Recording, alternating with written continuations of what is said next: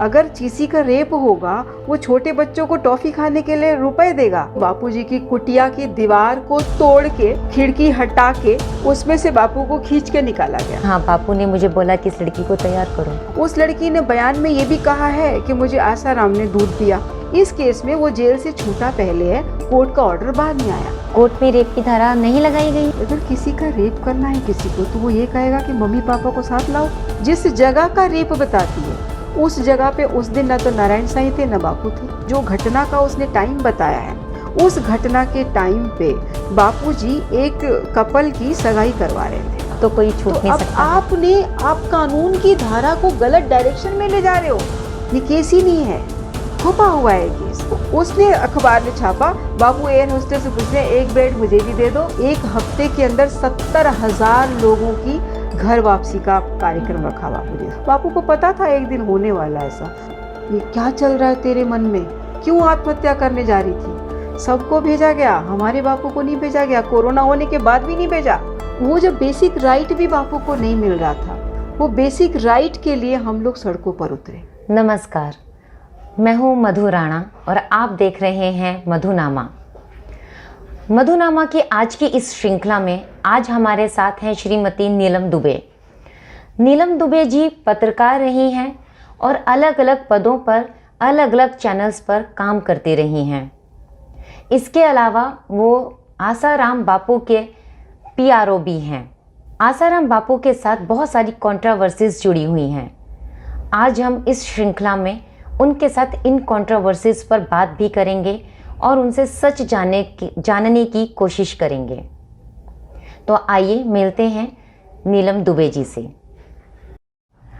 नीलम जी, इतना अच्छा सब चल रहा था, आसाराम बापू का काफ़ी प्रभाव रहा है, हमने खुद से देखा है, करोड़ों करोड़ों उनके श्रद्धालु।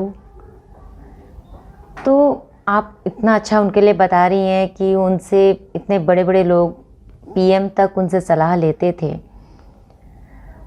तो फिर ये क्रिमिनल केस, जेल जाना, अभी तक चलिए मैं जेल केस में की भी बात करती हूँ। पहले बात करते हैं कि जेल क्यों गए बापू।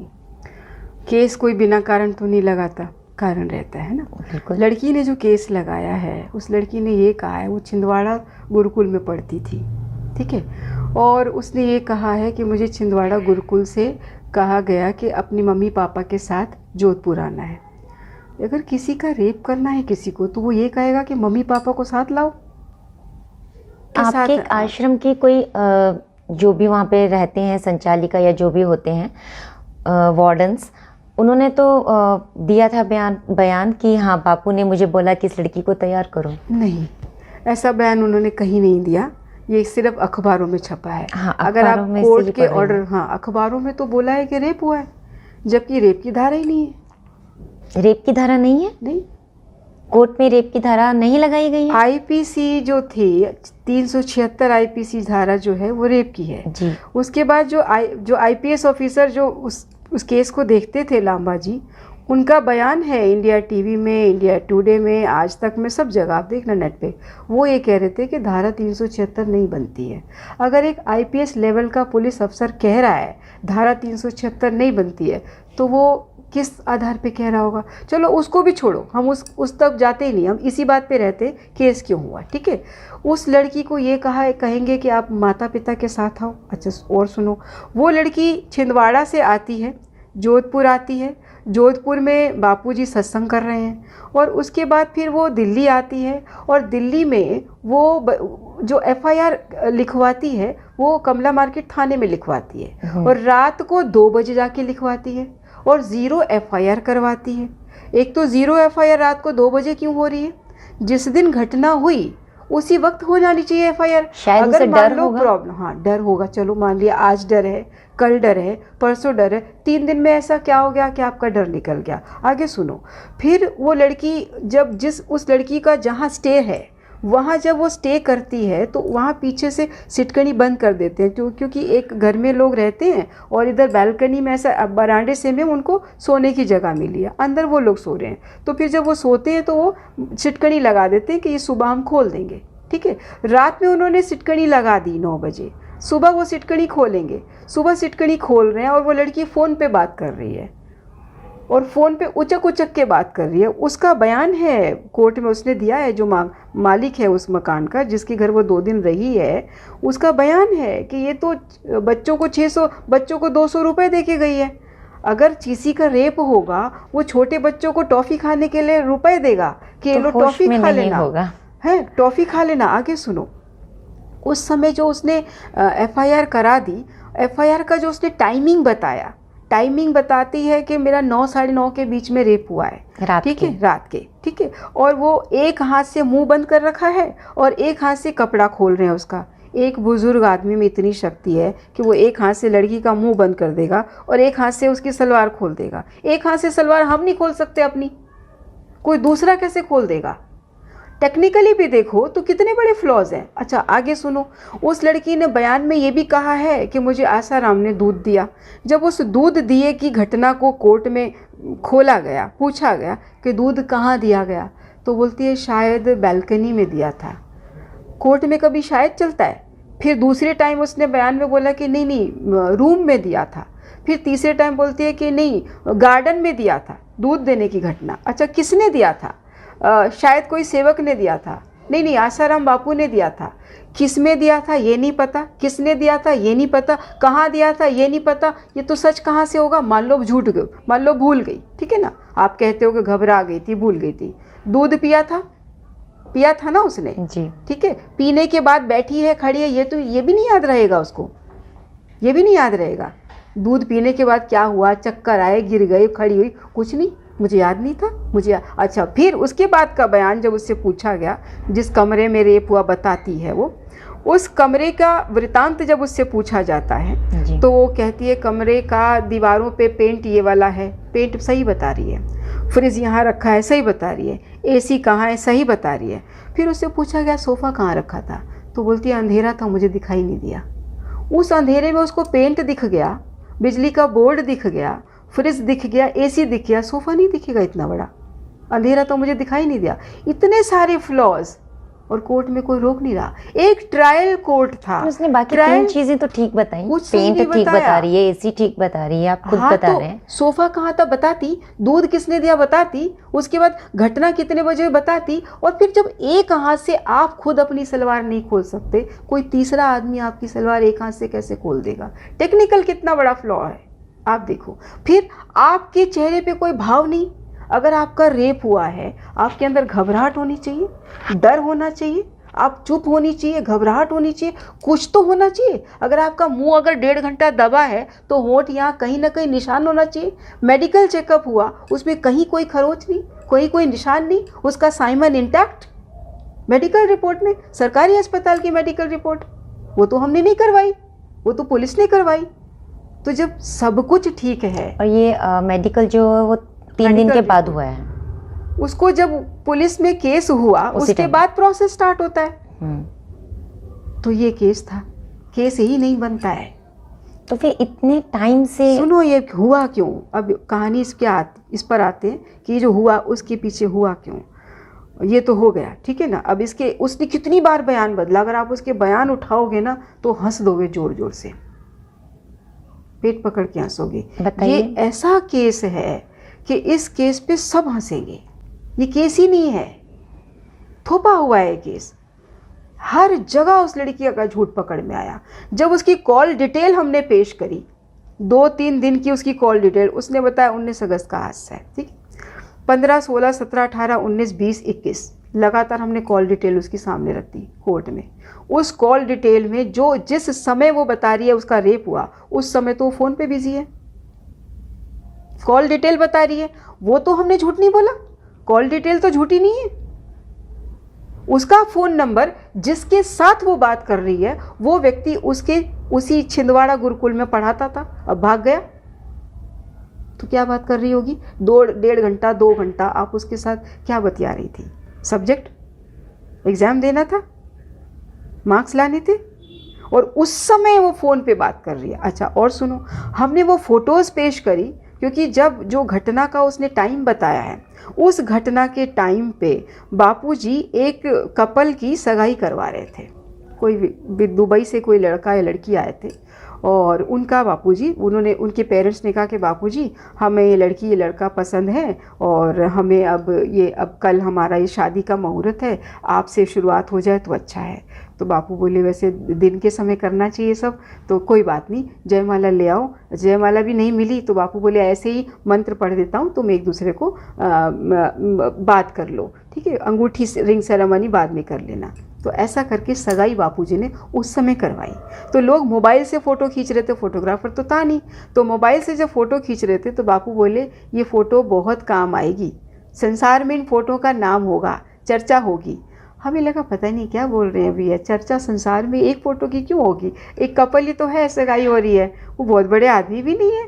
तो खैर वो सगाई हुई, सगाई की फ़ोटोज़ हुई। वो फ़ोटोज़ हमने कोर्ट में पेश करी कि ये जो घटना का टाइम इसने बताया है, उस घटना के टाइम पे वो लड़की वहाँ बैठी हुई है, वो पूरा ग्रुप बैठा हुआ है, बापू चेयर पे बैठे हैं, कुछ पेरेंट्स बैठे हैं, कुछ श्रद्धालु बैठे हैं, उसमें वो माँ बाप और बेटी भी अलग अलग बैठे हुए हैं, इकट्ठे भी नहीं बैठे। और हमने सर्कल डाला है कि ये रही वो लड़की, ये रही उसकी माँ, ये रहे उसके पिता, घटना के टाइम। तो इसको कोर्ट ने माना? कोर्ट सुन ही नहीं रही हमारी, सुनती तो जेल से बाहर क्यों? होते। ये बड़ी लंबी कहानी है। जब आपको नहीं सुनना तो आपको नहीं सुनना, जब आपको सुनना है तो देखो, उसी कोर्ट में एक सेलिब्रिटी बंद थे, उसी जेल में, बापूजी की जेल में। उस सेलिब्रिटी के लिए एक सत्ता पक्ष से फ़ोन आता है और उस सेलिब्रिटी को शनिवार को रात को 8 बजे बेल मिल जाती है। पहले छोड़ दिया गया, बाद में कोर्ट का ऑर्डर आया। अमूमन होता क्या है, कोर्ट का ऑर्डर पहले आता है, जेल से छूटता बाद में है। इस केस में वो जेल से छूटा पहले है, कोर्ट का ऑर्डर बाद में आया, वो भी शनिवार की रात को 8 बजे। ऐसा क्यों, पूछो क्यों? ये हमारे देश में सबसे बड़ा सिस्टम जो कमज़ोर है वो न्याय प्रणाली है। बाकी सब प्रणालियों में सुधार हो गया है। एक कानून पक्ष का जो प्रणाली है, न्याय प्रणाली, इसमें बहुत सारे सुधार की गुंजाइश है और ये सुधार करना ज़रूरी है। वरना जो अच्छे लोग हैं, जो देश के लिए, समाज के लिए ज़रूरी लोग हैं, वो सलाखों के पीछे रह जाएंगे, और जो देश के लिए ख़तरनाक और घटना को अंजाम देने वाले लोग हैं, वो बाहर मज़े करते रह जाएंगे। हमारी न्याय प्रणाली में कुछ संतों की तो हुई है बेल, और जिनके ऊपर बहुत ऐसे ही लगे थे आरोप। कुछ संतों की नहीं हुई है, कुछ संतों के साथ सेटिंग हो गई होगी या क्या हुआ होगा। और देखो बापू का मेन रोल क्या है। बापू 93 में, 1993 में, सितंबर 1993 में बापूजी को भारत देश ने शिकागो में भेजा था, वर्ल्ड रिलीजियस पार्लियामेंट में। हर साल वर्ल्ड रिलीजियस पार्लियामेंट जो होती है, वो वर्ल्ड रिलीजियस पार्लियामेंट में सारे संसार के देश पार्टिसिपेट करते हैं और अपने कल्चर की खूबियाँ बताते हैं। तो हमारे देश की संस्कृति को रिप्रेजेंट करने के लिए सितंबर 1993 में भारत देश ने बापू आसाराम जी को भेजा था शिकागो। वो वहाँ पर हर वक्ता को 3 मिनट मिलते हैं बोलने के लिए, तो बापूजी को भी 3 मिनट मिले। 3 मिनट में आपको अपनी संस्कृति के बारे में पूरी चर्चा देनी है। बापूजी ने जब बोलना शुरू किया तो बापू तो घड़ी रखते नहीं थे। बापू ने तो अपनी संस्कृति की जब चर्चा शुरू करी तो संस्कृति इतनी वास्ट है कि 3 मिनट में समेटो कैसे। तो जब बापू बोलते गए तो लोग पिन ड्रॉप साइलेंस था, सुनते गए सुनते गए सुनते गए सुनते गए। आधा घंटा हो गया, न तो घंटी बजाने वाले को याद रहा, न लोगों को याद रहा कि 3 मिनट में घंटी बजानी, इनको उतारना है स्टेज से। आधा घंटा सुना, और जब बापूजी को सुना उसके बाद सारे देश के पर्यटक हमारे कुंभ मेले में आने शुरू हो गए। 93 का बापू जी ने जो संस्कृति का रिप्रेजेंटेशन किया था वो इतना ज़बरदस्त था कि लोग ये जानने लगे कि देश की संस्कृति में ऐसा है क्या। बापू जी ने वहाँ ओम की महिमा बताई थी, ओम का गुंजन बताया था। तुम देखो, गूगल खोल लेना। उसके बाद ओम के गुंजन पे रिसर्च चालू हुई और नासा ने ये बताया है कि सूर्य की किरणों से ओम की आवाज़ आती है। देखना, चैंट आता है, नासा में मिल जाएगा, चैंट बाय ओम, चैंट बाय सन रेज। तो नासा के वैज्ञानिकों ने देखा कि जो राइजिंग सन होता है उसकी जो रेज निकलती हैं, उससे जो उसको मैग्नीफाई किया साउंड को, तो उसमें ओ, ये साउंड सुनाई दे रही है। अब नासा के वैज्ञानिकों ने क्या किया, अपने कंप्यूटर्स में संस्कृत भाषा को अपलोड कर दिया और इस ओम पे रिसर्च करने लग गए कि जो वैदिक मंत्र हैं वो सारे ओम से क्यों शुरू होते हैं, और जो ऋषि मुनि हैं वो कभी बीमार क्यों नहीं हुए, किसी बीमारी से क्यों नहीं मरे। ऋषि मुनि, उनमें एक चांगदेव ऋषि जी थे, वो 1400 साल जिए। 1400 साल कोई जी सकता है? आदमी की ज़िंदगी 100 साल होती है। मैंने जब पढ़ा, मैंने कहा यार, हमने साइंस पढ़ी, बीएससी मेडिकल पढ़ा, उसमें हमने 200 साल पहले की स्टडी पढ़ के खुद को साइंटिस्ट कह रहे हैं। ये 5000 साल पहले उससे आगे का बताया हुआ है। ये तो यहाँ तक पहुँचे हैं 200 साल में।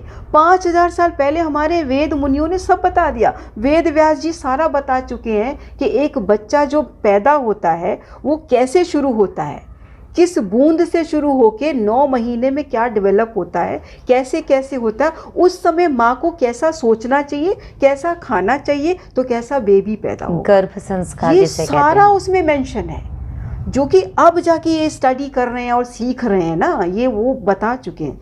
तो ये बापूजी के सत्संग में है। मैंने तो सत्संग में देखा, फिर किताबों को पढ़ा। क्या बापूजी ने एक बार शिव महिम स्तोत्र की चर्चा कर रहे थे, तो बापू बोल रहे थे कि शिवलिंग पे चढ़ी हुई कोई भी चीज़ हमें नहीं खानी चाहिए। तो मुझे बापूजी के सत्संग से बहुत सारी जानकारी मिली। ज़िंदगी जीना सीखा हमने, खान पान सीखा हमने, व्यवहार सीखा हमने, कैसा कपड़ा पहनना चाहिए ये सीखा हमने, मेहमान आए तो उसको ग्रीट कैसे करना चाहिए, पहले क्या भोजन देना चाहिए, कैसे बिठाना चाहिए, ये सब सिखाते हैं बापू। और हम अगर फील्ड में फंस जाएं, जॉब में, तब हमको उसमें कैसे निकलना है ये भी बापू सिखाते हैं। अच्छा, जो आप मैनेजमेंट गुर सीखते हो ना MBA में जाके, वो बापू यूँ सिखा देते हैं, हंसते खेलते। बापू जी के शिष्य देखो, ऐसे भी मिलेंगे जिनका 700-800 करोड़ का टर्नओवर है, फैक्ट्रीज इंडस्ट्रीज़ हैं। ऐसे भी मिलेंगे जो कि ऑटो चला रहे हैं। ऐसे भी मिलेंगे जो कॉलेज के प्रोफेसर्स हैं। ऐसे भी मिलेंगे जो अभी 2nd 3rd में पढ़ रहे हैं। तो हर रेंज के बच्चे, हर तरह के, और सबको एक साथ पढ़ाते हैं बापू, और सब एक साथ बैठ के सीखते। ये जो लेवल है ना बापू का, गज़ब। अच्छा, आप तुम बोल रहे थे क्यों बापूजी के ऊपर केस हुआ, उस पर भी आती हूँ। 90s के दशक में बापूजी को जब ये पता चला कि हमारे आदिवासी इलाकों में विधर्मी लोग आते हैं, 2 रोटी के लालच में उनका धर्म बदल देते हैं, तो बापूजी ने उन इलाकों में जाना शुरू किया। उन इलाकों में जाना शुरू किया तो देखा कि वो कपड़े नहीं पहनती महिलाएं, उनके अंग ढके नहीं होते थे, उनके अंग खुले होते थे। तो बापूजी ने उनको सिखाया कि ये वाले अंग हमारे ढके होने चाहिए। उनको साड़ियाँ गिफ्ट करी। महिलाओं को सिखाया कि नहीं, साड़ी बांधना सिखाओ। साड़ी बांधना सिखाया गया। वो नहीं पहनते थे कपड़े, अपर नहीं पहनते थे, लोअर में कुछ ट्राइब्स में, हाँ जी, पहले ट्राइब्स में। तो बापूजी ने उनको कपड़े पहनना सिखाया, उनको बोलना सिखाया, दांत मांजना सिखाया, नहाना सिखाया, सबका वैल्यू सिखाया। फिर बापूजी ने कहा कि भाई तुम 2 रोटी के लिए अपना धर्म मत बदलो। जिस धर्म में तुम जन्मे हो वो धर्म तुम्हारा प्रकृति ने दिया है, प्रकृति के नियमों को समझो, अपना धर्म मत छोड़ो। उन सब की बापूजी ने घर वापसी करवाई। मतलब एक बार तो 1 हफ्ते के अंदर 70,000 लोगों की घर वापसी का कार्यक्रम रखा बापूजी ने। 70,000 लोग जो हिंदू से क्रिश्चियन बन गए थे, उनको वापस हिंदू बनाया। अब वो हिंदू से क्रिश्चियन क्यों बने थे? क्योंकि उनको रोटी नहीं मिलती थी, उनका रहन सहन कमज़ोर था, तो लोग 2 रोटी देखते थे और उनसे धर्म बदलवा लेते थे। बापूजी ने उनके राशन कार्ड बनाए आश्रम की तरफ से, और वो राशन कार्ड में उनके मेंबर काउंट हुए। अब उन मेंबर के हिसाब से आटा, दाल, चीनी, पानी, तेल, पैसा, ये सब जाता है आश्रम की तरफ हाँ, से। वो योजनाएं जो 50 साल पहले शुरू हुई थी आज भी चल रही हैं, जबकि 11 साल से बापू जेल में हैं। योजनाएं बंद नहीं हुई हैं। आज भी उन इलाकों में हमारे आश्रम के भाई लोग जाते हैं, बोरियों के बोरी उनको भोजन देते हैं, खाना देते हैं, 50-60 रुपए देकर आते हैं कि अगर तेल पानी कम हो गया हो, साबुन वगैरह कम हो गया हो तो ख़रीद लेना। बच्चों को कॉपियाँ देकर आते हैं, उन्हें पढ़ाते हैं। उन्हें जो बीमारियाँ हो जाती हैं उसके लिए हमारी मोबाइल डिस्पेंसरी उन इलाकों में जाती है। वहाँ कोई अस्पताल नहीं है, मोबाइल डिस्पेंसरी। कौन से स्टेट्स में चल रहे हैं? स्टेट राजस्थान, गुजरात का जो बेल्ट है आदिवासी इलाका, वहाँ कभी चले जाए आज भी। और दिवाली पे हम भंडारे करते हैं उन इलाकों में। उड़ीसा में भी होता है, उड़ीसा में भी होता है, झारखंड में भी होता है। तो उन इलाकों में हम भंडारे करते हैं, कंबल बांटते हैं, मिठाइयाँ बांटते हैं, उनको बताते हैं कि दिवाली का मतलब क्या है। घर में सफाई करो, ये नए बर्तन ले जाओ, इसकी पूजा करो, ये लक्ष्मी देवी हैं, इनसे प्रार्थना करो, आपके घर रोज़गार होगा। उन्हें रोज़गार के तरीके सिखाते हैं। अगरबत्ती बनाना सिखाया हमने, सूतली बनाना सिखाया, रस्सी बनाना, ये जो जो चीज़ें वो कर सकते हैं, पत्ते तोड़ लिए उससे कुछ बना लिया, कुछ इस तरह की चीज़ें सिखाते हैं। गोबर की चीज़ें बनाना सिखाते हैं, मिट्टी के बनाना सिखाते हैं, ताकि वो खुद सीखें, अपना कमा के सीखें। तो ये चीज़ें बापूजी ने लगातार चलाई। अब क्या हुआ, 1998 में बापूजी कालाहांडी गए थे सत्संग करने। कालाहांडी में बापूजी पर जानलेवा हमला हुआ इसी की वजह से। ये जो घर वापसी बापूजी ने करवाई ना, बड़े लेवल पे करवाई, अकेले दम पे करवाई। और जब ये करवाना शुरू किया ना, तो बहुत लोगों के सामने बापूजी की आइडेंटिटी बननी शुरू हो गई। अशोक सिंघल जी तो खुद बापूजी से समय मांगते थे कि बापूजी 15 मिनट दो, आपसे मिलना है, आपका सत्संग लेना है। कई बार आते थे अशोक सिंघल जी, घंटों बैठते थे बापूजी के सत्संग में। तो बापूजी का दबदबा ऐसे नहीं बना। बापूजी ने बहुत कुछ किया है, लोक के कल्याण में किया है, संस्कृति के कल्याण में किया है, मानव के हित में किया है, हम सब के परिवारों को जोड़ने में किया है। कोई एक जगह योगदान नहीं है, इतने योगदान है कि आप गिनते थक जाओगे।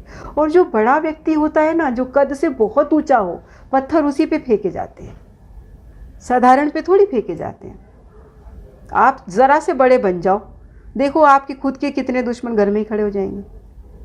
ये तो बट ऑब्वियस है। बापू को पता था एक दिन होने वाला ऐसा। तो बापू ने 2005 में बोल दिया था, अगर मैं जेल जाऊंगा तो तुम मिलने आओगे, ऐसे बोलते थे। ये हमने बहुत सुना है। बापू, जेल तो मैं जाऊंगा, देख लेना, जेल तो मैं जाऊंगा, और ऐसा भी दिन आएगा कि तुम मुझे दूर से देखोगे, वो बापू की टोपी दिख गई, वो बापू के कपड़े। हमें लगता था मजाक कर रहे हैं। अब जब बापू गाड़ी से जाते हैं जेल से निकल के अस्पताल, तो हम झलक देखते हैं तो कोई लाल टोपी देख के खुश हो गया, कोई बापू की सफ़ेद दाढ़ी देख के खुश हो गया, कोई बापू का सफ़ेद लिबास देख के खुश हो गया। फिर ये बातें करते हैं, अरे मैंने लाल टोपी देखी, मैंने दाढ़ी देखी थी, और मुझे बापू जी का थोड़ा सा शॉल दिखा। वही उसमें घंटों चर्चा करते हैं कि ये दिख गया, हाँ आनंद आ गया। अब ये बातों पर आ गए हम। बापू को जब जेल ले जा रहे थे, देखो उस समय मीडिया का रोल देखो क्या था। मीडिया का रोल क्या होता है कि जो घटना हो जाए उसको आप एज इट इज़ बताओ। आज क्या होता है, घटना होती नहीं है, वो बताते हैं और फिर घटना होती है, बना देते हैं। उन्होंने क्या किया, दिखाया। 31 अगस्त की रात को 12 बजे बापूजी को इंदौर की आश्रम से अरेस्ट किया। एक चैनल ने, नेशनल चैनल ने, 2-3 चैनलों ने चलाया। क्या चलाया सुनो। मैं उस समय किसी के घर थी और उन्होंने कहा कि दीदी देखो बापूजी अरेस्ट हो गए। हमने टीवी खोला तो उस चैनल में चल रहा था कि बापूजी को, बापूजी की कुटिया की दीवार को तोड़ के, खिड़की हटा के, उसमें से बापू को खींच के निकाला गया और फिर अरेस्ट किया गया। मैंने कहा यार बापू ऐसे नहीं है। मैं इंदौर गई, मैंने कहा अपन नहीं बैठेंगे, अपन देख के आएंगे हुआ क्या है। 2-3 दिन बाद मैं इंदौर गई। मैंने इंदौर के संचालक से पूछा, आश्रमों में टीवी तो होता नहीं, संचालकों को क्या पता टीवी में क्या दिखा रहे हैं, उन्हें नहीं मालूम कुछ भी, उनकी अपनी दिनचर्या होती है। तो मैंने कहा भाई कहाँ, कौन सी कुटिया की कौन सी दीवार तोड़ी थी बापू को अरेस्ट करने? बोले दीदी दीवार तोड़ी थी। मैंने कहा ऐसा चलाया है मीडिया में? मैंने कहा ईंटें भी दिखाई हैं। अच्छा ईंटें गीली थी क्या? अब मुझे तो याद नहीं था। मैंने कहा कुछ ऐसी थी। अरे दीदी वो सड़क के उस तरफ बिल्डिंग बन रही थी, उसकी एक दीवार गिर गई थी तो पत्रकार वो शूट कर रहे थे, मुझे लगा पता नहीं क्यों शूट कर रहे हैं, वही दिखाया होगा। तो मैंने कहा कुटिया दिखाओ बापूजी की। कुटिया दिखाई तो बिल्कुल इंटैक्ट, कुछ भी नहीं चेंज। मैंने कहा बापू अरेस्ट कैसे हुए? बोले बापू जब बाहर के साधकों को पुलिस लात से, घूंसों से मारने लग गई, धड़ धड़ धड़ धड़ धड़ धड़, तब बापूजी ने सिटकड़ी खोली, बाहर आए, बोले मेरे बच्चों पे वार मत करो, चलो कहाँ चलना है मैं चलता हूँ। ऐसे बापू अरेस्ट हुए। हुआ क्या था और बताया क्या है। एक अखबार ने लिखा कि बापूजी जहाज़ में बैठे थे, मतलब जोधपुर से बापू को दिल्ली एम्स लाया गया था कुछ चेकअप के लिए, तो बाय एयर लाए थे, तो जहाज़ में बैठे तो उसने, अखबार ने छापा, बापू एयर होस्टेस से पूछ रहे हैं एक ब्रेड मुझे भी दे दो, तुम इतनी सुंदर हो, क्यों सुंदर हो? एक संत ऐसे बात करेगा? ये सब छपा उसमें। मैंने कहा यार, फिर मैंने पूछा उस साधक से जो बापू के साथ आया था, मैंने कहा बापू जब चेयर पे बैठे थे एयर बस में, तो आसपास क्या था, कौन था? बोला दीदी आगे ये था, पीछे ये पुलिस वाला था, यहाँ पे ये था और उसके पीछे वाली सीट पे मैं था। मैंने कहा कोई महिला वहिला से बापू ने बात की? बोले नहीं।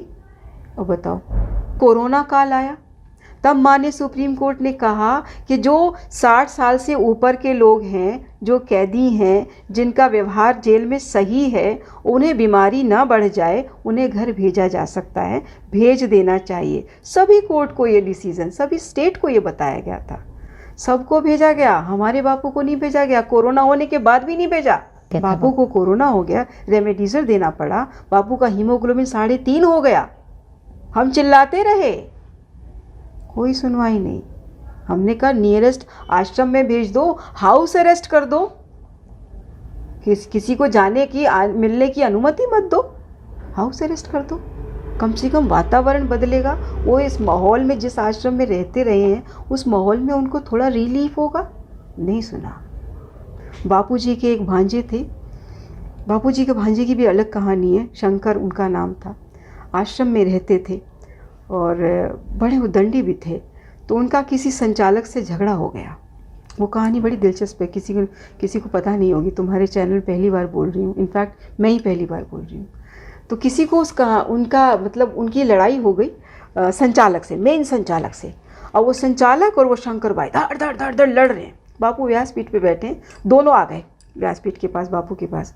दोनों अपना अपना पक्ष रख रहे हैं, क्योंकि और किसी से तो लड़ाई सुलटाई नहीं जा सकती थी, बापू अकेले सुलटा सकते थे।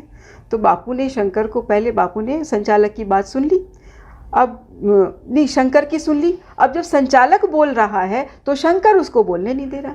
शंकर बीच में बोलते जा रहे हैं। तो बापू बोल रहे, अरे तू सुन तो, मेरी बात तो सुन, तू मेरी बात तो सुन तो। लेकिन शंकर भाई नहीं सुन रहे, गुस्से में। संचालक बोलने की कोशिश कर रहे हैं, शंकर भाई नहीं सुन रहे। बापू बोले, अरे तू सुन तो, एक बार सुन तो ले। शंकर बोला, मैं नहीं सुनता, गुस्से में। अब इतने बड़े ब्रह्मज्ञानी संत अगर बोल रहे हैं तो सुनना चाहिए। बापू ने गुस्से में बोला, ठीक है, तू नहीं सुनता तो तू नहीं सुनेगा। इतना बोलना ही था कि वो बहरा हो गया, उसके कान की शक्ति खत्म। अब उसको कुछ नहीं सुनाई दे रहा, सन्नाटा उसके कान में। वो धड़ थप्पड़ मार रहा है, उंगली घुमा रहा है, तीली डाल रहा है, तेल डाल रहा है, दवाई डाल रहा है, कुछ हो गया, दवा खाना भाग रहा है। 3-4 दिन तो दवा खाना भागा, दवाई डाली, सेक करा, सब करा, उसके कान की शक्ति खत्म। फिर वो एम्स आया, एम्स में उसने थॉरो चेकअप करवाया, ENT डिपार्टमेंट से। थॉरो चेकअप में उसके कान बिल्कुल ठीक है, कोई प्रॉब्लम नहीं है, सुनने की शक्ति होनी चाहिए, लेकिन वो सुन नहीं पाया। मरते दम तक उसको कुछ सुनाई नहीं देता था। हम हंसते थे उससे, हमें अपनी बात बोल देता था और जब हम बोलने लगते थे तो चला जाता था। तो मैंने कहा ये कैसा है, ये ना अपनी बात बोल गया, जब मैं बोल रही हूँ तो चला गया। तो वो भाई बोला, दीदी ये शंकर है, उसकी बात आपने सुनी नहीं है। मैंने कहा ये वो शंकर है? बोले हाँ ये वो शंकर है, इसको तो, सुनाई नहीं देगा। हमने ना, आप जो बता रही हैं, तो ये हमने ना जैसे अपनी पुरानी कथाओं में सुना है कि उनको श्राप मिला और ऐसा हो गया। हाँ। लेकिन ये मॉडर्न टाइम्स में मैं पहली बार आपके मुंह से ऐसा सुन रही हूँ कि किसी व्यक्ति को श्राप मिला। ऐसे दर्जनों केस है, मैं तो तुम्हें एक बता रही हूँ, ये किसी को पता नहीं है। वो शंकर ना बापू में बहुत श्रद्धा रखने लगा, तो अब उसको शंकर को गुस्सा नहीं आया, उसके सुनने की शक्ति खत्म हो गई, लेकिन वो बापू को गुरु ही मानता था, बापू को उतनी श्रद्धा से मानता था। हम लोग कई बार बोलते थे कि तुझे गुस्सा नहीं आता, तेरे को सुनाई नहीं देता, लिख के बोलते थे, उसको इशारों से बोलते थे। तो बोलता था कि बापू ने कान की रोशनी, कान की शक्ति ली है, बापू जब चाहेंगे दे देंगे। अच्छा, उसकी एक ही इच्छा थी कि मैं बापू जी के सामने मरूं, और जब मैं मरूं तो मेरा दाह संस्कार बापू के हाथों से हो, या जब ना भी करे बापू तो बापू के सामने हो। ये उसकी अंतिम इच्छा थी। वो बीमार पड़ा, बापू जेल में थे, बापू को मैसेज आया बापू शंकर बीमार है। बापू ने ध्यान में देखा, उसकी जीवन रेखा अब नहीं थी। फिर भी बापू ने थोड़ी बहुत कोशिश की, कुछ ठीक हुआ। बापू ने उसको मैसेज भेजा कि बेटा कुछ चाहिए क्या? बोला आप अंतिम बार एक बार दिख जाते। बापूजी ने अर्जी डाली कि मुझे मेरा बच्चा ही है, वो बचपन से उसको पाला है, आप मुझे 1 घंटे की मोहलत दे दो, मैं उसको सर पे हाथ फेर के आ जाऊं। वो तो बीमार था, बेड पे था। तो नहीं दी मोहलत। वो वेट करता करता करता करता मर गया। उसने कहा था कि बापू आएंगे और मेरे शरीर को जब तक बापू नहीं सहलाएंगे अग्निदाह मत करना। हमने चिट्ठी डाली कोर्ट में कि बापूजी को 1 घंटे के लिए भेज दिया जाए ताकि इनका दाह संस्कार कर सकें। 1 दिन बीता, 2 दिन बीता, 3 दिन बीता। हम कचहरी के चक्कर काटते रहे, लेकिन कचहरी वालों ने 1 घंटा भी नहीं दिया। हमने बार बार बोला जहाज़ का पैसा हम भरेंगे, आपके पुलिस वालों का खर्चा भी हम भरेंगे, आना जाना सब सुरक्षित होगा, हम गारंटी ले रहे हैं, हम समय पे आएंगे, समय पे चले जाएंगे, हमें सिर्फ उसको एक बार टच करना है, देखना है। उन्होंने नहीं जाने दिया। 1 हफ्ते बाद उसका फिर आश्रम के एक भाई ने दाह संस्कार कर दिया। बापूजी को चिट्ठी लिख दी कि बापू बॉडी सड़ने लगी है, केमिकल भी अब रिसीव नहीं कर रही, आश्रम में बदबू हो जाएगी, अब क्या करें। तो बापूजी ने चिट्ठी भेजी कि ठीक है, जैसा आपको उचित लगे माहौल के हिसाब से। मतलब मानवता मर गई। आप आतंकवादी से पूछते हो कि तुम्हें गोश्त खाना है, कैसे खाना है, कितने बजे खाना है। संतों से कोई मतलब नहीं। वो भी तब जबकि कोर्ट के सामने है कि उनके ऊपर जो इल्ज़ाम लगाए गए हैं वो उसमें कोई सत्यता नहीं है। गुजरात का केस बताती हूँ। कुछ समय बाद गुजरात में 2 बहनों ने आरोप लगाया कि मेरा रेप किया। ठीक है, वो लड़की बोलती है कि 2004-05 में रेप हुआ। अरे 2003 में बताया रेप हुआ। 2003 में बड़ी बहन का रेप हो गया तो वो छोटी बहन को क्यों समर्पित करेगी आश्रम में? अगर बड़ी बहन त्रस्त है तो छोटी बहन को बोलेगी तू मत आ। छोटी बहन भी समर्पित हो गई। कुछ साल बाद वो चली गई, शादी कर ली, बच्चा भी पैदा हो गया, अच्छी खासी ज़िंदगी जी रही है। अब बापू जेल में है तो बोलती है मेरा रेप किया, कई बार किया। अच्छा, जिस डेट का रेप बताती है, जिस जगह का रेप बताती है, उस जगह पे उस दिन ना तो नारायण साईं थे ना बापू थे, वो कहीं और सत्संग कर रहे थे। हमने वो जगह बता दी। अच्छा, फिर सत्संग करें तो उसका तो मतलब पब्लिक होगा, है, क्योंकि पब्लिक है वहाँ पे, तो सामने उसका तो हमने वो वीडियो दिया। उन्होंने उसकी फॉरेंसिक जांच करवाई, फॉरेंसिक जांच में वो सही पाया गया, फिर भी सजा सुना दी। आपने तय कर रखा है कि संत के खिलाफ जो मनवाए करेंगे, कर लो भाई, ऊपर भी तो कोर्ट है, वो बख्श देगा। अभी हाल ही में आपने एक प्रेस रिलीज़ की थी बापूजी के सेहत के लिए। कैसी सेहत है अभी उनकी? बापूजी को पिछले कुछ दिनों में लगातार 3 बार हार्ट अटैक आया, और हार्ट अटैक इतना सीवियर हुआ था कि जोधपुर एम्स में जब एडमिट किया गया तो बापू 22 दिन वहाँ रहे। उसमें जो चेकअप वगैरह हुए, उन चेकअप में बापूजी को कई सारी बीमारियाँ थी। बापूजी को 3 मेन आर्टरीज़ में ब्लॉकेज है, 99% है, 90% है, 78% है। अगर इतना ब्लॉकेज 3 मेन आर्टरीज़ में हो तो सर्वाइवल बहुत मुश्किल होता है। बापू उस पीड़ा के साथ चल रहे हैं। बापू को जो लोअर इंटेस्टाइन है, स्मॉल इंटेस्टाइन, उससे लगातार रक्त का स्राव होता है, ब्लीडिंग हो रही है। बापूजी की प्रोस्टेट ग्लैंड बढ़ी हुई है। बापूजी को डायबिटिक हो गया है, कमर में दर्द होता है, चलने फिरने की शक्ति लगभग ना के बराबर हो गई है। तो ये सारी प्रॉब्लम, इससे पहले जब बापू जेल नहीं गए थे, बापूजी को एक दिमाग में एक पीड़ा होती थी, उसको ट्राइजेमिनल न्यूरोलजिया कहते हैं। वो बीमारी करोड़ों में 1-2 लोगों को होती है। वो भयंकर पीड़ा होती है सिर में, भयंकर, बहुत ज़्यादा होती है। वो प्रसव की पीड़ा से भी ज़्यादा पीड़ा होती है, इतनी पीड़ा होती है वो। तो उस पीड़ा को बापू सह लेते थे, क्योंकि बापू अपना इलाज अरोमा थेरेपी से भी करते थे और कुछ एक दवाइयाँ भी लेते थे। ये बात साधुओं को नहीं पता थी, लोगों को नहीं पता थी कि बापू को इतनी खतरनाक बीमारी है। फिर भी बापू साधकों में घूम रहे हैं, सेवाएं दे रहे हैं, सत्संग दे रहे हैं, लगातार देते थे, लोगों की बीमारियों भी कम करते थे। तो ये हमें तब पता चला जब बापू जेल चले गए, अरोमा थेरेपी बंद हो गई, दवाइयाँ बंद हो गई, ये दर्द बढ़ने लगा बापू जी को। तो बापू यूँ पकड़ के बैठ जाते थे, घंटों सो नहीं पाते थे, चल नहीं पाते थे, खा नहीं पाते थे। और फिर उस जेल में 800 की कैपेसिटी है, 1450 कैदी हैं, उनके बीच में बापू को रखा गया। उन कैदियों के बीच में बापू रह रहे हैं, इतनी सारी परेशानियां झेल रहे हैं, तो परेशानियां तो बढ़ेंगी। फिर बापू को जब हार्ट अटैक हुआ, एम्स में एडमिट किया गया, तो डॉक्टर्स ने खुद कहा कि इनको इतने सारे मल्टीपल प्रॉब्लम्स है कि इनकी प्रॉब्लम्स का यहाँ इलाज नहीं है, लिख के दिया।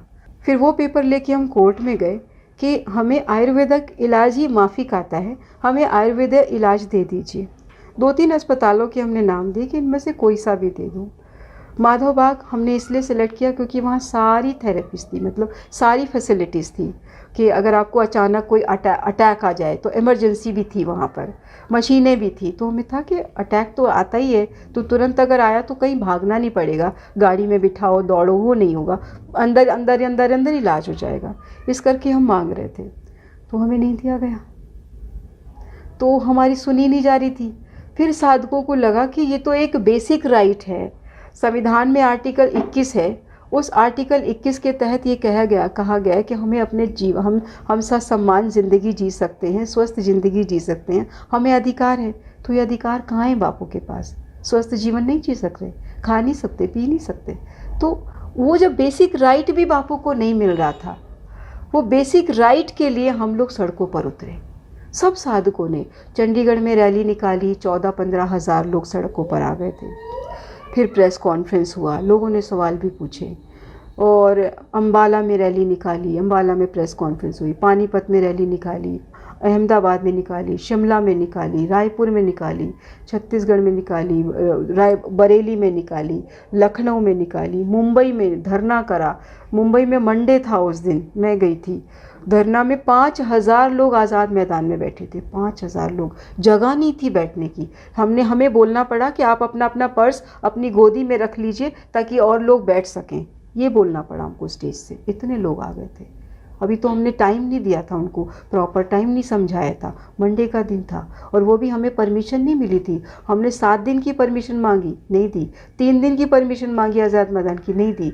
1 दिन की मांगी, उसमें भी आधे दिन की मिली हमें, 10 बजे से 5 बजे तक, और उसमें भी इतने फॉलोअर्स आ गए। और जब भोपाल में हुआ 10 मार्च को भोपाल में भी था, सूरत में भी था, लखनऊ में भी था, रायबरेली में भी था, और 7 जगहों पे था टोटल, रांची में भी था, तो झारखंड में था। 7 जगहों पर टोटल हुआ था। पटना में 1 दिन बाद हुआ था। तो उस दिन भोपाल में 50,000 लोग आए थे रैली में। इतनी धूप थी। 70 साल की एक महिला, मैंने कहा आंटी आप रिक्शा में बैठ जाओ, गाड़ी में बैठ जाओ, इतना धूप में पैदल चल रही हो। बोली बेटा मेरे बापू की बात है, मैं मर भी जाऊंगी तो भी मैं नहीं बैठूंगी गाड़ी में। मैंने कहा यार वो 70 साल की महिला समझ रही है, इन लोगों के कान पे जूं नहीं रेंग रहा। बापू कोई आतंकवादी थोड़ी है जो क्या लग रहा है कि क्यों इतना ज़्यादा खिलाफ कुछ ना कुछ इंटरनेशनल दबाव होगा। ये कहानी तो अच्छा, आपने बताया कि बापू के जो भक्त हैं, श्रद्धालु हैं, फॉलोअर्स हैं, उसमें बहुत बड़े बड़े लोग भी हैं। तो उससे पहले आपने एक और घटना बताई कि उनका फ़ोन आ गया किसी सेलिब्रिटी के लिए और रात को शनिवार के 8 बजे उनको छोड़ दिया गया। आप लोग फ़ोन नहीं करवाते? आप लोग दबाव ऐसे नहीं हमें डलवाते? देखो, हम फ़ोन करवाएं भी तो रेडी कौन होगा। आपको एक घटना बताती हूँ। बापू खुद तैयार नहीं होते इस चीज़ के लिए। मैं एक घटना बताती हूँ आपके लिए, आपको इस विषय आपको जवाब भी मिल जाएगा। मैं गाज़ियाबाद में थी ऑफिस, उस समय मैं एक चैनल में काम करती थी, बड़े पद पे थी। तो पास में ही बापूजी का सत्संग था, तो मैंने कहा चैनल से थोड़ी देर के लिए निकल जाती हूँ। मैंने गाड़ी उठाई और मैं सत्संग पंडाल पे पहुँच गई, गाड़ी रखी। तो मैंने क्योंकि जीन्स टी शर्ट पहना था तो इसलिए मैंने कहा पीछे बैठ जाऊँ, क्योंकि जीन्स टी शर्ट में आगे बैठना थोड़ा, ऑफिस में अमूमन यही कपड़े पहनते थे हम लोग, पत्रकार लोग हैं। तो मैं थोड़ा सा साइड में खड़ी हुई थी। तो फिर इतने में बापूजी ने इशारा किया कि आगे आ जाओ। फिर बापूजी बोले कि अभी जो मेहमान आ रहे हैं उनका स्वागत करो आप, मतलब माइक में। तो मेरे को पता था कि एक सांसद आ रहे हैं, तो मैंने कहा बापू मैं नेताओं का स्वागत नहीं करूँगी। तो बापू बोले कि आदेश है मेरा, गुरु की बात नहीं काटते। तो मैंने अनमने उनके लिए 4-5 लाइनें बोली कि फला फला पार्टी के फला फला ये आए। तो बापू बोले अच्छा। बापू ने मेरी बात बीच में काटी। थोड़ी देर बाद में, मतलब मैंने ऐसे मैंने कहा जी बापू तो यही है। तो बापू बोले अच्छा ठीक है। फिर स्टेज से जब उतरे तो बापूजी ने, वो सांसद थे, महज एक सांसद, बापूजी ने उनको बोला कि मैं तुम्हें आशीर्वाद देता हूँ, तुम बहुत बड़े पद पे पहुँच जाओगे। ऐसा मैं वहीं खड़ी थी, सुन रही थी सब कुछ, और मैंने उनको देखा। मैंने कहा बरस रही है कृपा आज आप पर। तो वो खुश हुए, मुझे भी उन्होंने धन्यवाद किया। ये शॉट है मेरे पास, अगर वो बुक करेंगे तो मैं शॉट दिखा दूंगी उनको, क्योंकि वीडियो झूठ नहीं बोलता। फिर थोड़ी देर में बापूजी ने उनको जल दिया। बापू बोले जल ले लो और ये जल ग्रहण करो, तुम बहुत जल्दी बड़े पद पे पहुंचोगे। मैंने उनको कहा कि इसकी एक बूंद भी नीचे मत गिरने देना, इसमें बहुत कुछ दिया है बापू ने आपको। तो बोले जी बहन जी, जी बहन जी, ऐसे किया उन्होंने मुझे। उनका ठीक है। फिर वो चले गए। कुछ दिन बाद वो एक पार्टी के अध्यक्ष बने और कुछ दिन बाद, इलेक्शन के बाद, वो जीते, फिर कैबिनेट मंत्री बने। बापू अब तक जेल पहुंच चुके थे। आप उनका नाम बताएंगी? नहीं बताऊंगी, बेचारे अभी इलेक्शन लड़ रहे हैं तो क्यों परेशान करूं किसी को। उनको जीतने दो, भगवान करे जीत जाए, इतने बुरे इंसान भी नहीं हैं। तो क्या हुआ कि कुछ दिन बाद हमारे साधक भाई बहन उनके पास गए, क्योंकि वो तो आए थे, लोग जानते थे, आशीर्वाद सबके सामने दिया था बापूजी ने। तो वो लोग गए, बोले बापू जेल में हैं, बापूजी को खाना भी नहीं पहुंच रहा, थोड़ी आप कुछ करिए। बापूजी को गलत केस में फंसाया। जो सीधे साधे साधकों ने जो बोलना था बोला अपने हिसाब से। उनकी ज़ुबान से क्या निकला पता है? बोले हम जानते हैं आपके बापू निर्दोष हैं, लेकिन हम क्या करें, हम मजबूर हैं। साधक भाई बहनों ने मुझे बताया कि दीदी आज हम यहाँ गए थे, उन्होंने ऐसे ऐसे बोला। मैंने कहा वो मजबूर है और हम बेवकूफ़ हैं।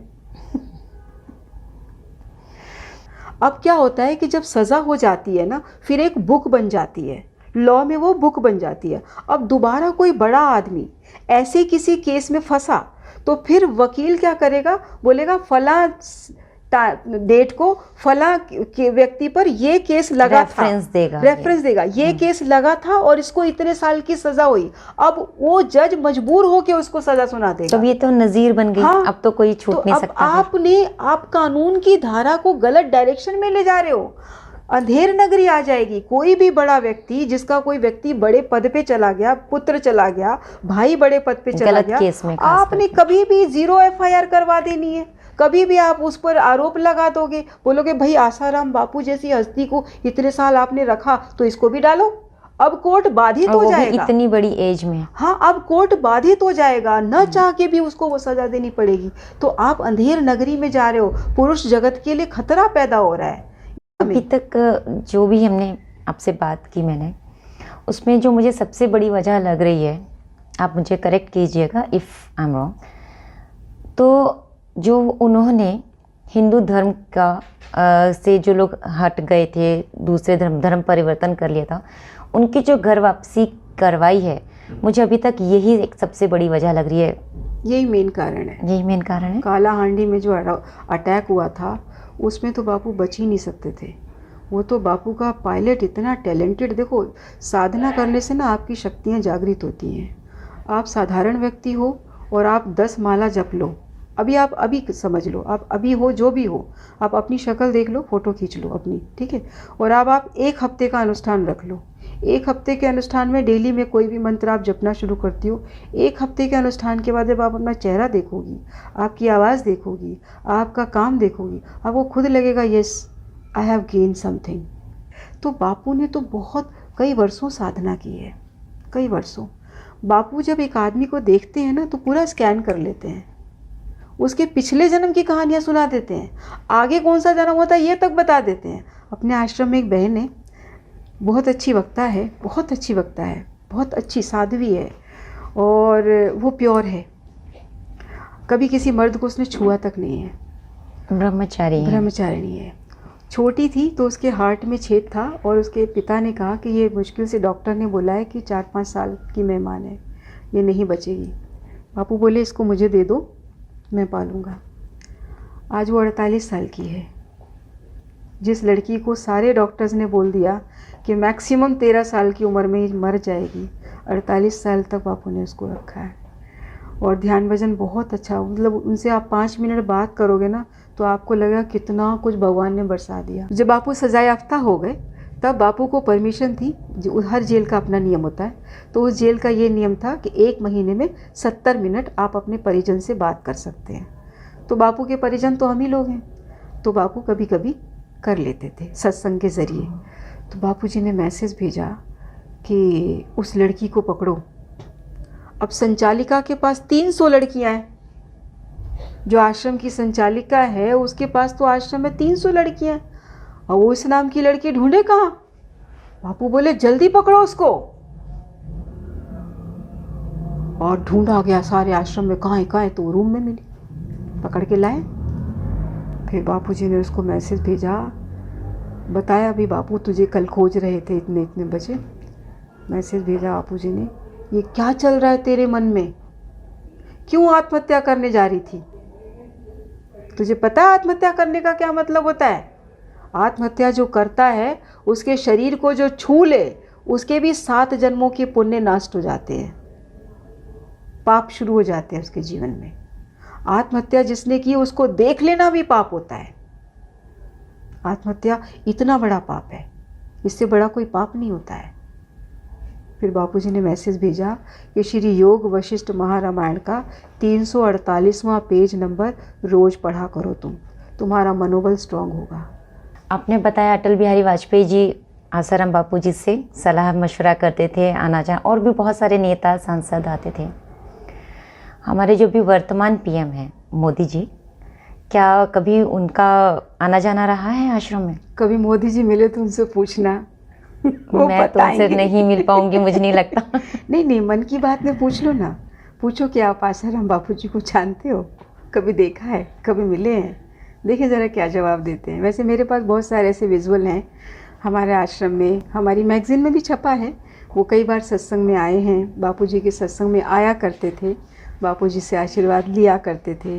बापूजी के सत्संग वो चुप चुप के भी अटेंड करते थे। उन्होंने खुद बोला है कि बापूजी आपके सत्संग में, अम्बाला में ध्यान योग शिविर मैंने आपका अटेंड किया है, आपका सत्संग लुधियाना में हुआ मैंने वो भी अटेंड किया। उनकी खुद की बाइट है, हमारे पास है। तो बापूजी के बहुत सत्संग उन्होंने अटेंड किए हैं, बापूजी का बहुत सानिध्य उनको मिला है। और सबसे बड़ी बात, बापू बहुत प्रेम करते हैं उनको, बहुत चाहते हैं। बापू उनको इतना लाइक करते हैं कि बापूजी ने जब वो सीएम थे तब बापूजी ने उनको कह दिया था कि मैं तुझे पीएम की कुर्सी पे देखना चाहता हूँ और तुझे बना के रहूँगा। तब उन्हें अंदाज़ा भी नहीं होगा कि मैं कभी पीएम भी बन सकता हूँ, क्योंकि उस समय तो उनके पास बहुत सारे आरोप प्रत्यारोपों के बीच में वो घिरे हुए थे। उस समय नया नया गोधरा कांड हुआ ही था और उनकी खुद की कुर्सी उस समय हिल रही थी। तो बापूजी ने उनको कहा था कि तुम बने रहो इस कुर्सी पे, तुम्हें पीएम तक जाना है, डटे रहो। तो बापू उनको समय समय पर सपोर्ट करते रहे, प्यार करते रहे और वो भी बापूजी से सानिध्य लेते रहे। अब हो सकता है वो पीएम हो गए हैं, इतने व्यस्त हो गए हैं कि उनके पास समय नहीं होता हो संत की तरफ देखने का। बापू तो उनको अपना पुत्र मानते हैं।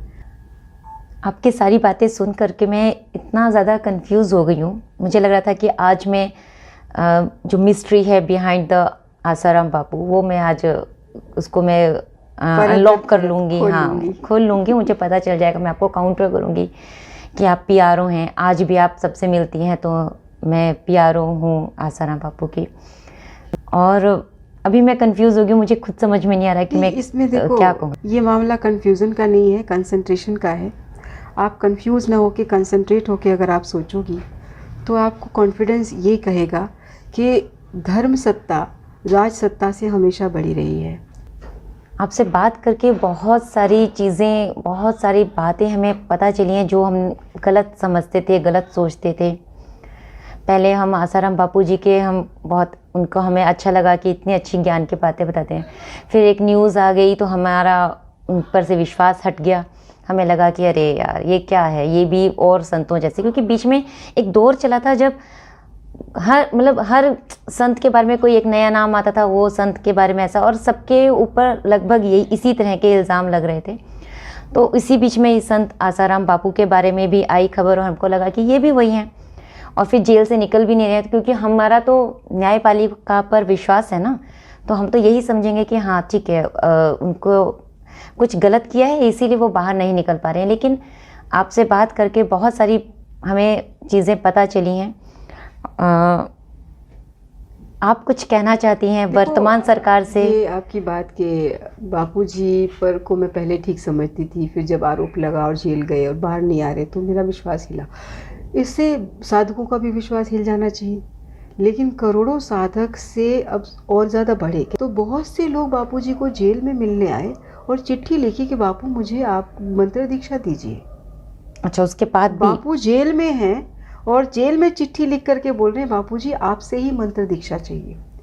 तो मीडिया ने जो रोल प्ले करने की कोशिश करी, चाहे जिस भी दबाव से करी, उन्होंने गैप बढ़ाना चाहा कि शिष्य टूट जाए, लेकिन शिष्य और जुड़ने शुरू हो गए। मीडिया शायद सिर्फ सनसनी अब फैलाना देखो, चाहती थी। 14 फरवरी को वैलेंटाइन डे लोग मनाते थे। जी। उस वैलेंटाइन पे इतना कचरा फैल जाता था कि सब लोग परेशान हो जाते थे। पुलिस डंडे लेके घूम रही है, कुछ संस्थाएं अपने लड़कों को छोड़ देती थी कि भाई जहाँ मिले कपल उसको पीटो मारो कुछ भी करो। तो बापू ने क्या किया कि ऐसा मत करो, 14 फरवरी को प्रेम दिवस मनाओ, लेकिन प्रेम अपने माता पिता को करो। 14 फरवरी को वैलेंटाइन डे की जगह पेरेंट्स वर्शिप डे मनाओ।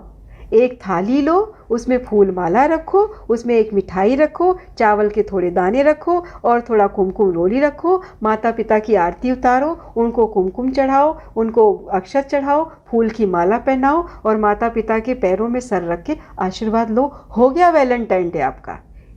पेरेंट्स वर्शिप डे होना चाहिए ये, क्योंकि असली प्रेम आपको माँ ने सिखाया है, असली प्रेम की जिम्मेदारी आपको पिता ने सिखाई है। तो अगर ये प्रेम दिवस भी मनाते हो तो जिसने असली प्रेम सिखाया है उसके चरणों में ये प्रेम को समर्पित करो। और बापूजी ने 2006 में बात बोली थी, तब कुछ लोगों ने पेरेंट्स वर्शिप डे मनाया। इस बार 87 करोड़ लोगों ने पेरेंट्स वर्शिप डे मनाया 14 फरवरी को।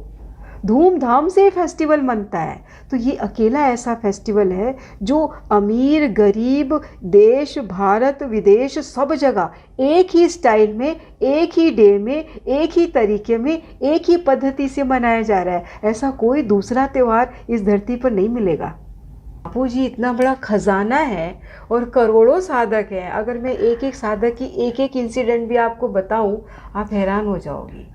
मतलब मेरे पास तो इतना आप फिर कुछ- वादा कर दीजिए, है ना। जरूर, फिर किसी दिन एक मिलेंगे, एपिसोड पक्का, पक्का। दोबारा से हम एक और बार आपसे मिलेंगे और बातचीत करेंगे। मेरी नमस्कार। बात जो अच्छी ना लगे उसे छोड़ देना, उसके लिए माफ़ी मांगते हूँ। लेकिन उम्मीद ये बांधे रखना कि बापू महान संत हैं और महान संत को समझने के लिए हृदय में संतत्व ज़रूरी है। दूसरों की बातों को सुन कर के एक आंकड़ा नहीं बनाना चाहिए, आकलन नहीं बनाना चाहिए। आकलन बनाने से पहले खुद तय करना चाहिए कि जो मैं सुन रहा हूँ उसमें सच्चाई क्या है। कई बार आंखों देखा भी झूठा होता है, कई बार कानों देखा तो कानों सुना तो कितना सच्चा होगा। इसलिए बापू के विषय में जितना कुछ आपने सुना है, कितना सच है कितना झूठा है, उसे जानने के लिए एक बार आश्रम ज़रूर आए। आपने मधुरनामा मुझे बुलाया, इसके लिए आपका धन्यवाद। आप आए इसके लिए आपका धन्यवाद।